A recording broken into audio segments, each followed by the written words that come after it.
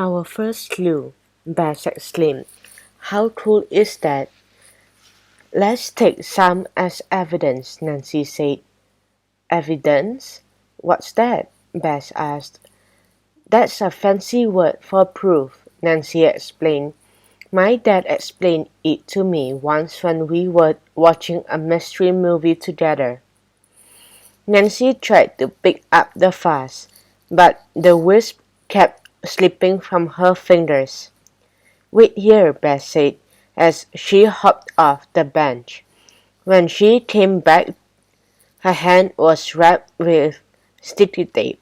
What's that? George asked. A clue, mate, Bess said. I built it myself. Bess ran her sticky mitt over the windowsill. Clumps of fuzz stuck to the tape. Thanks, Bess, Nancy exclaimed. The dolls jumped off the bench. Bess put the sticky mitt off her hand.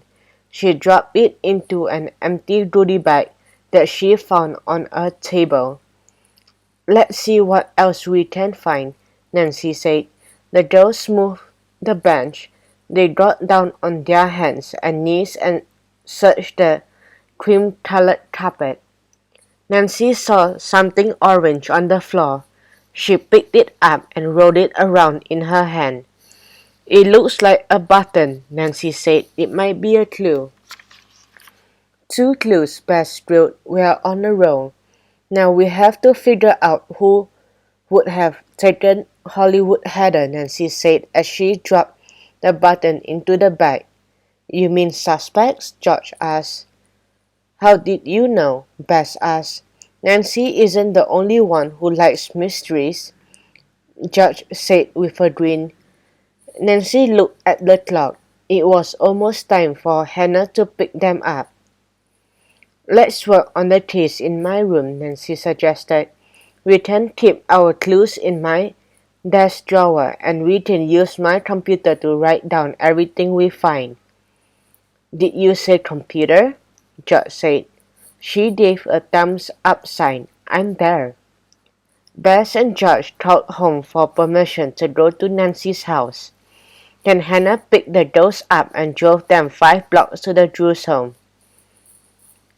Nancy, Bess, and George all had the same rules. They had permission to walk up to 5 blocks as long as they were together.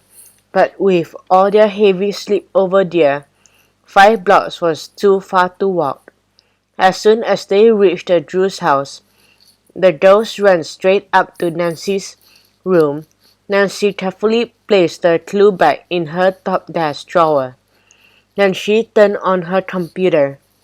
George sat down at the keyboard. She opened up a new file and called it Who Took Hollywood Heather? What do we know so far? Nancy asked.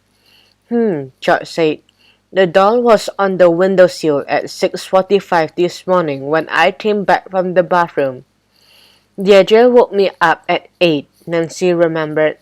So Hollywood Heather must have disappeared between about 7 and 8 o'clock in the morning. Type that in, George, Bess said. I'm typing, George said as her fingers flew across the keyboard. What about suspects? Nancy asked. We have one already, Bess said. Cassidy Rubin. Right, Nancy said. Cassidy could have stuffed the doll in her backpack. Maybe that's why she wouldn't let go of it. Cassidy was also mad at Deirdre for not letting her have the last piece of birthday cake. George said maybe she took Hollywood Heather to get even. That's it. Case closed, Bess declared. Cassidy took the doll. We don't know for sure, Bess, Nancy said, shaking her head. So far she's just a suspect. George looked up the word suspect on the computer spell check. She typed it on the page with Cassidy's name underneath. Who else could have taken Hollywood Heather? Nancy asked. Bess sat on Nancy's bed. She bounced a stuffed tiger on her lap. Maybe Deirdre was right about Trina, she said.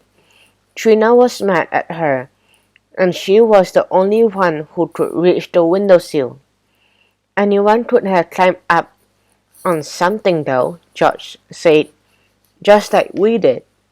Nancy didn't want to blame Trina, but then she remembered something. Trina's sleeping bag was empty when the doll went missing, Nancy said. Maybe she did go upstairs to hide the doll in her bag. George added Trina's name to the suspect list. Do you think Trina's doll was a fake, like Deirdre said? Bess asked.